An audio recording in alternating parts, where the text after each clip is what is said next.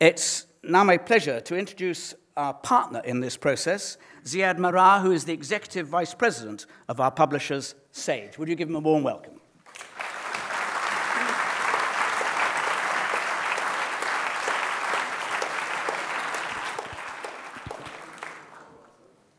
Hi all. I'm told it's free expression, so I could say what on earth I like, but I'm hoping that I'll prove it wrong in a sec. I wanted to start by mentioning David Nutt. I know we've been talking about David Nutt for about 2 solid years, but people may not realize that when he published that now famous editorial comparing ecstasy and the dangers of ecstasy and horse riding, it was a Sage journal, the Journal of Psychopharmacology.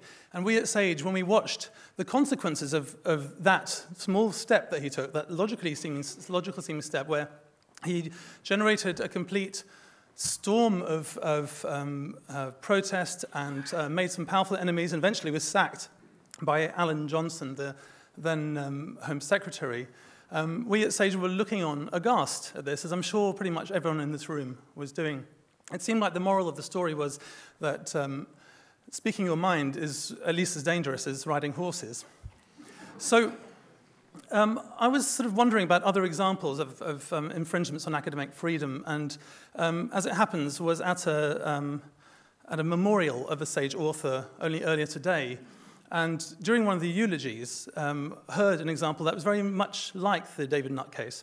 I'll just tell you about it very briefly. And her name is Barbara Maines. She's was an educational psychologist, very passionate, very fearless speaker, who also was the co-founder of a technique for tackling bullying using the principles of restorative justice. And she and her partner, George Robinson, were able very successfully to roll out a program that actually favored not punishing and not humiliating the bully, but actually doing more on making the bully look at the victim and understand the harm that they'd created. It was going very well. Local educational authorities started picking up as their part of their anti-bullying policy, until Tony Blair himself got wind of it and made a statement in the House of Commons, which led to another firestorm. The consequence of which was that the Educational Authority then had to reverse all its policies. So Bristol and Birmingham, both of them had to change all their policies. And then Barbara and George, the 2 co-authors, were both thrown out of the Anti-Bullying Alliance at that time, despite the reactions of their supporters up and down the country, including the NSPCC and Childline. It was covered a lot at the time. But anyway, it was just a very strange coincidence to have heard about that story again only earlier today. Those are 2 authors that we, Sage, want to disseminate. We obviously have thousands of authors and editors and believe deeply in the importance of disseminating their ideas and believing that if their ideas can reach their audiences untrammeled, it'll be better for the world, it'll be better for society, and I think we all in this room agree with that principle.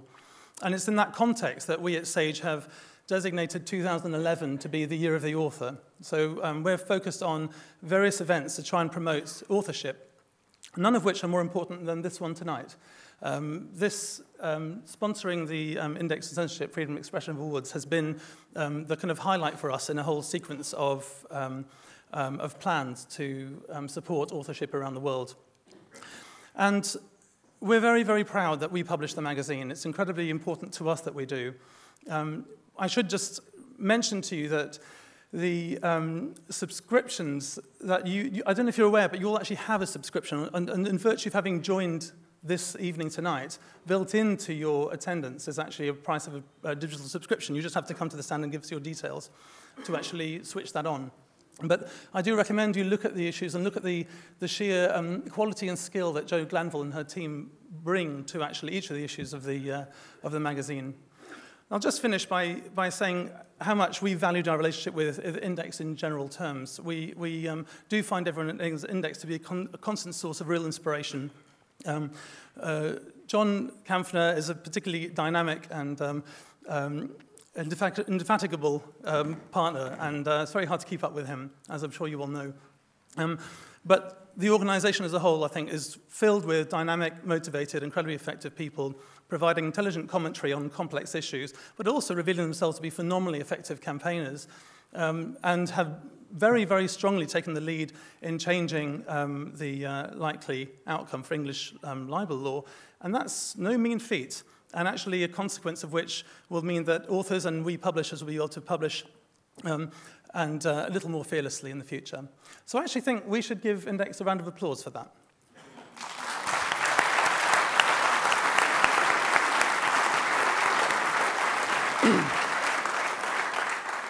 And I'll hand back to Jonathan.